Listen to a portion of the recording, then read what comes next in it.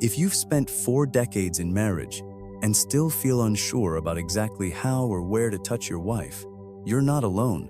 In fact, many men in their 60s, 70s, and even into their 80s struggle with this, not due to a lack of love or effort, but because no one ever showed them what a woman's body truly needs, especially as the years pass and both partners change. My name is Dr.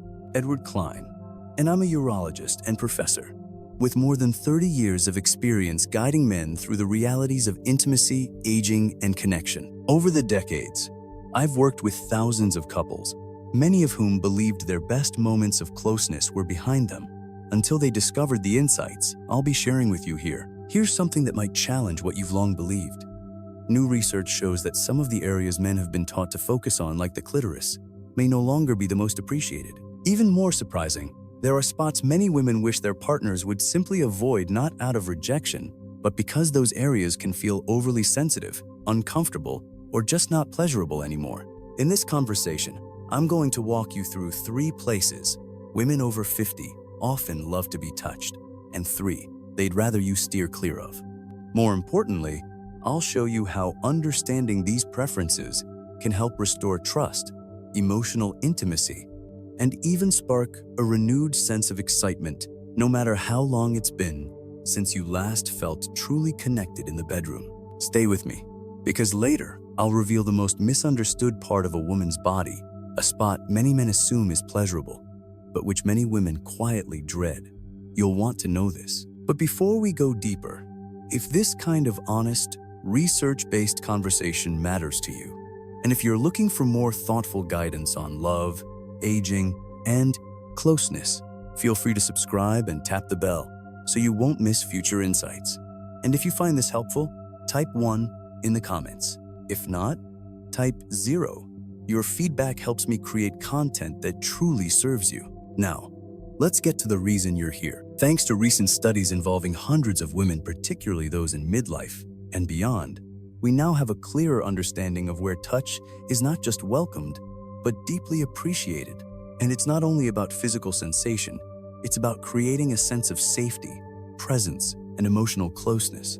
Let's begin with the first and perhaps most overlooked place women over 50 tend to respond to with the deepest connection: the entrance of the vagina. This may come as a surprise to many men, but for countless women, particularly as they grow older, this area becomes one of the most emotionally and physically receptive parts of their body. It's not about force or depth, it's about being present, moving slowly, and offering gentle touch in a space that holds vulnerability and deep trust.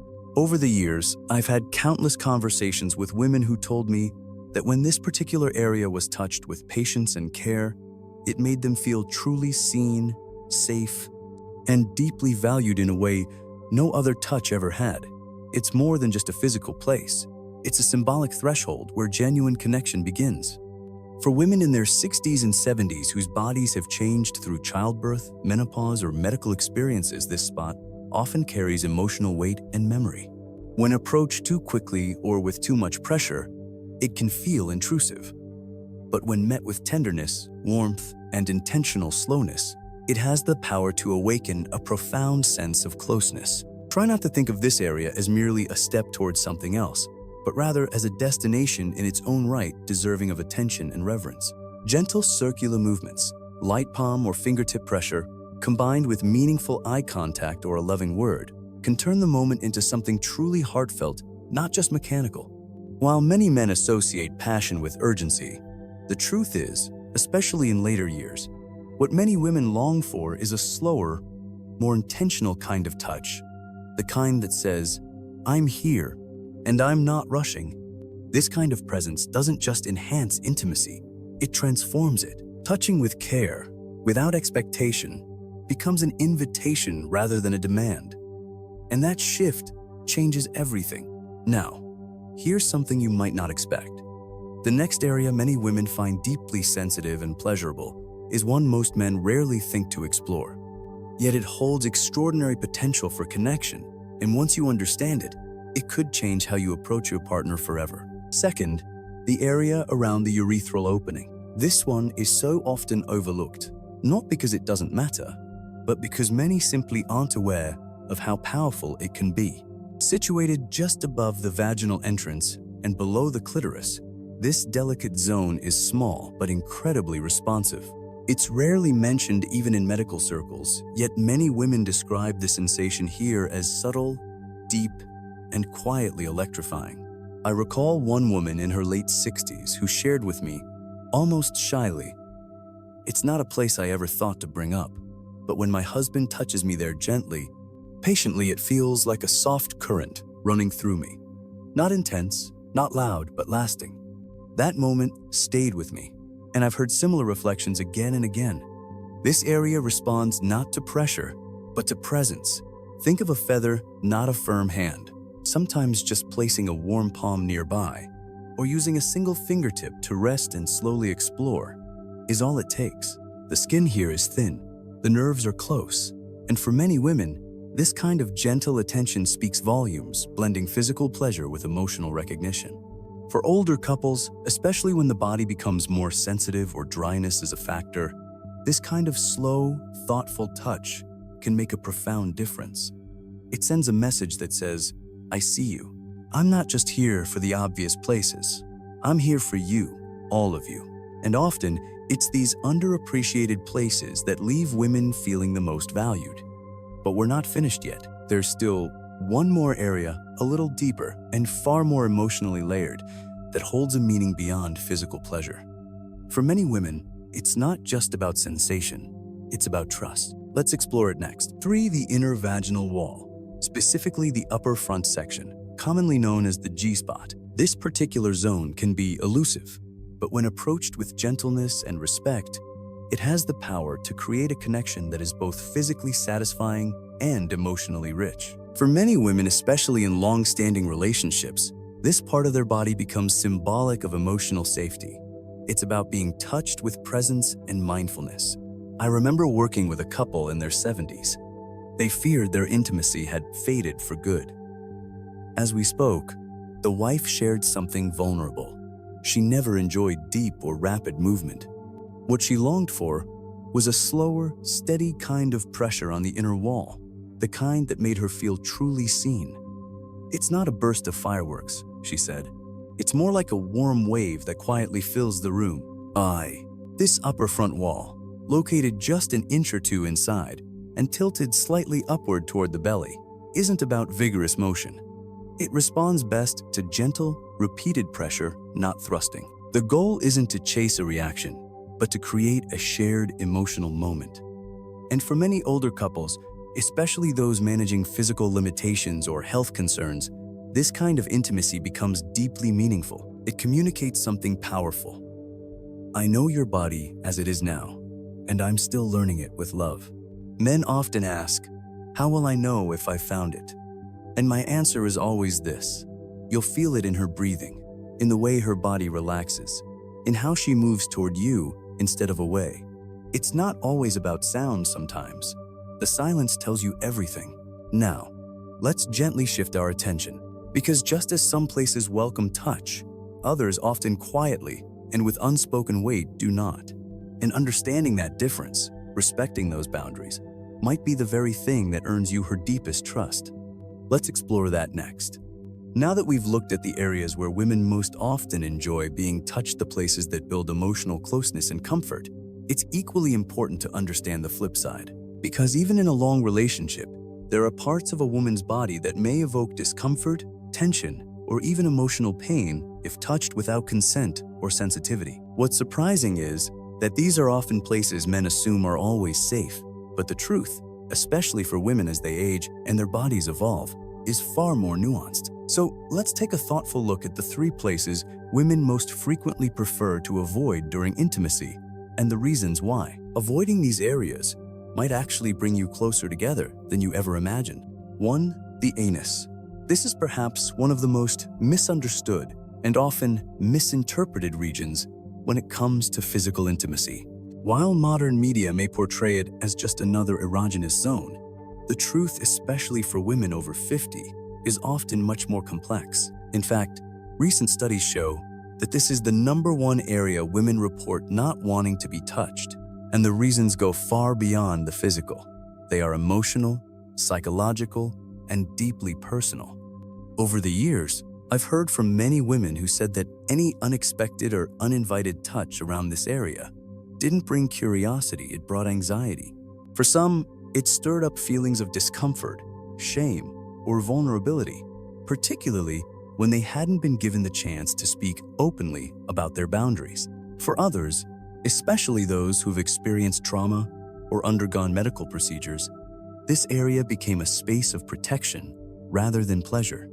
One woman in her late 60s confided, "It's not that I don't love my husband, I do. I just wish he would pause and notice how my body pulls back instead of assuming I'm okay with it." That kind of honesty is something many women carry silently, afraid of hurting their partner's confidence. The answer here is simple but powerful: respect. If you're uncertain, just ask softly, without pressure. And if her answer is no, honor it fully. Real intimacy isn't about pushing past someone's limits, it's about embracing their boundaries. And here's the deeper truth. When a woman feels completely secure and safe from unwanted touch, she becomes more open, more trusting, and more willing to connect on a deeper level. That kind of trust is what everything else is built upon. There's another place, perhaps even more surprising, that many women quietly wish their partners would avoid. It's a part of the body that's often linked with depth and emotional connection. But for some women, it's actually where disconnection begins. 2. The cervix. This one tends to catch men off guard. The cervix is often misunderstood and sometimes even idealized as a source of intense, deep pleasure. But for many women, especially those past midlife, the reality is quite the opposite. In fact, in the same research we've been referencing, the cervix was one of the most commonly cited places women wished their partners would steer clear of. What many people don't realize is that the cervix isn't some deeper is better destination. It's a delicate, protective structure at the end of the vaginal canal. And when it's touched with too much force or without warning, it can be uncomfortable and sometimes even painful. For women who have gone through menopause, childbirth, or gynecological surgeries, that sensitivity often becomes even more pronounced.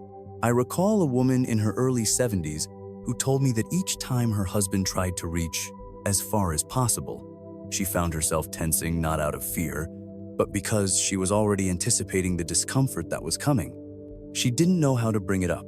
She didn't want to hurt his confidence, but inside, she was quietly hoping he could tell that it didn't feel good. This is where something simple, truly listening, becomes more important than technique. Moving slower, going less deep, and asking gently, even something as small as, "Does this feel okay?" can completely shift the experience. For many women, what they need isn't more intensity, it's more presence.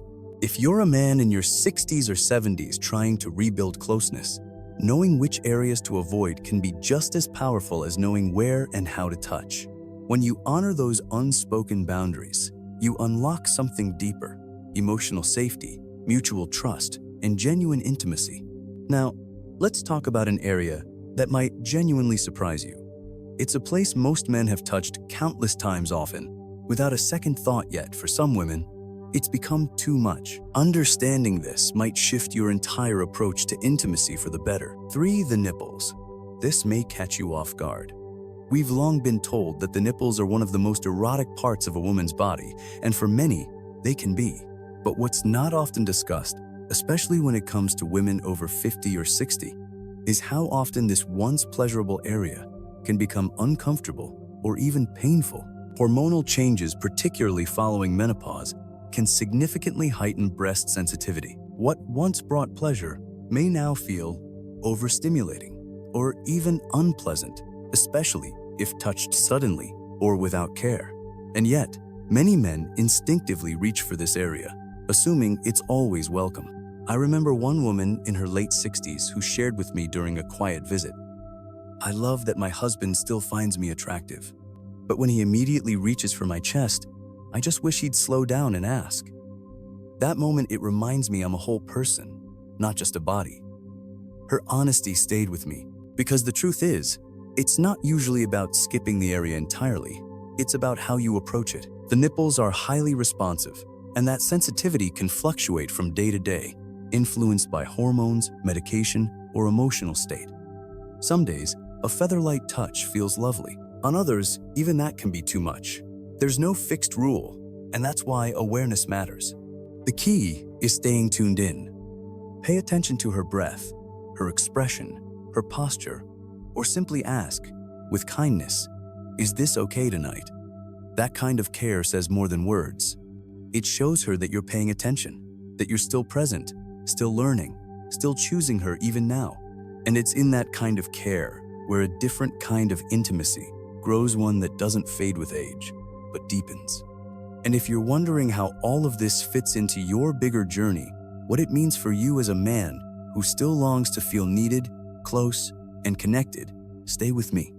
What comes next may just reframe the way you think about love in this chapter of your life.